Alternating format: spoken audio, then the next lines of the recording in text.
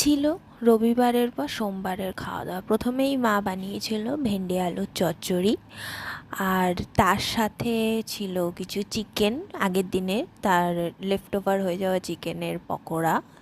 পকোড়াটা sauce দিয়ে খেতে ভালোই লাগছিল। আর তারপর ছিল পটল চিংড়ি, বাড়িতে কিছু চিংড়ি ছিল ফ্রিজে, সেটা দিয়ে পটল চিংড়ি করা হলো সোমবার। পটল চিংড়িটাও বেশ ভালো হয়েছিল। তারপর ছিল একটা পাবদা মাছ, যেটা ফ্রিজে ছিল, একটাই ছিল ওই পাবদা মাছটা, ভালো করে বানানো হলো পাবদা মাছের ঝাল। তো সোমবার দিন যেটা হয়, আর লেফট ওভার কিছু চিকেন ছিল সানডে, সেই চিকেন সেটাকে খাওয়া হলো। আর তারপর ছিল মায়ের হাতে বানানো স্পেশাল চাটনি অ্যান্ড পাঁপড়, যেটাও ছিল রবিবারেরই। পাঁপড়টা শুধু সোমবার দিন ভাজা হয়েছিল।